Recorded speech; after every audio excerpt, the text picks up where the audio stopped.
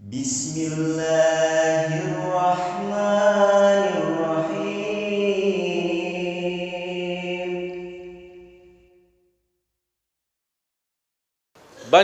isu fitnah macam-macam yang kita dengar dari lingkungan, gosip, fitnah. Ada orang membawa berita yang membuat kita sakit hati. Dah usah dengar. Dah usah dengar. Orang mukmin bersikap, kalau berita yang mau didengar itu baik, lanjut. Kalau tidak baik, mohon bilang sama yang membawa berita, diam. Diam loh, saya dah mau dengar. Saya dah mau tahu. Biarpun ada orang membawa fitnah, dan anak ingin kasih tahu supaya kamu berhati-hati. Saya tak perlu berhati-hati sama manusia. Saya berhati-hati sama Allah supaya jangan kena siksa Allah Subhanahu Wa Taala. Istiqamah beribadah. Saya tidak peduli apa yang diucapkan oleh manusia. Tak usah pedulikan, tak usah dengar. Supaya apa? Supaya besok ketemu semua orang dengan hati yang bersih. Tidak ada satu pun kita sakit hati sama orang, siapapun dia. Mau dia ustaz, mau dia pejabat, mau dia tetangga, mau dia sahabat. Coba kira-kira perasaan, kita kan manusia. Tak ada yang bisa menjaminkan hatinya. Kalau anda besok mendengar fitnah dibawa oleh temanmu sendiri atau tetanggamu, kira-kira besok anda mau salaman sama dia? Biarpun anda berkenan salaman, kira-kira hatinya bersih atau sakit hati?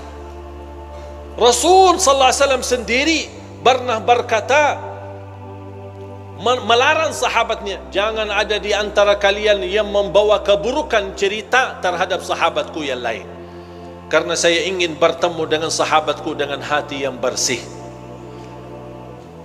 Kalau si fulan membawa berita, besok kita sakit hati, ketemu, ini yang kemarin yang suka enak-enak aja nih, baru kenal aja udah langsung berani fitnahin aku.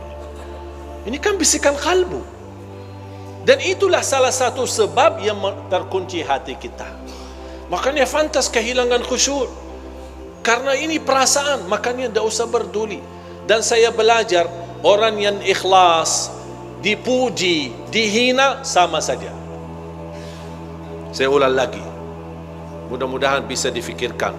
Orang yang ikhlas, dipuji, diangkat, diagungkan, dimuliakan, dihina, dicaci maki, sama saja. Dia tidak peduli. Dia tidak peduli nilai manusia. Dia tidak peduli apa kata manusia.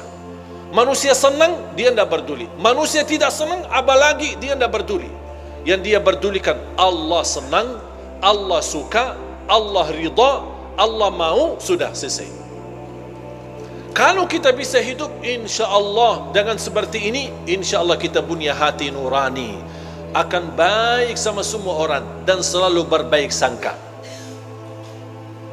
Jangan kita selalu bertafsir sendiri. Dua orang duduk di sana, mereka bisik apaan ya? Jangan-jangan aku yang pusing kita. Coba kalau kita peduli apa kata orang, wallahi kita yang pusing, bukan mereka. Coba kalau kita lupakan, kita abaikan.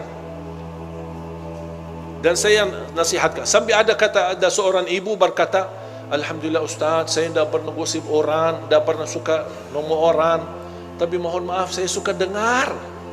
Ya sama aja dosanya. Mendengar berita, melihat berita, caci maki, urusan orang, itu dosa semua. Tidak usah peduli. Kita punya urusan sendiri. Dan selalu kita hidup dengan baik sangka. Walaupun anda melihat kawanmu yang suka di masjid, tiba-tiba masuk ke tempat maksiat, jangan anda su'uzzan. Kita tidak tahu apa yang terjadi.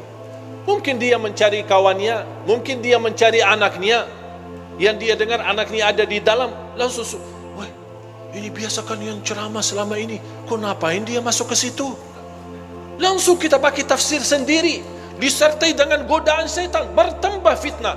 Begitu kita dengar berita huwak yang tidak ada asalnya dan tidak ada dasarnya, oh, ya betul, saya kemarin lihat dia masuk ke tempat maksiat, bertambah buruk kita, bertambah beredar fitnah sana sini, dan kita membawa dosanya sampai hari kiamat. Hati-hati jamaah sekalian. Makanya tutupi pandangannya.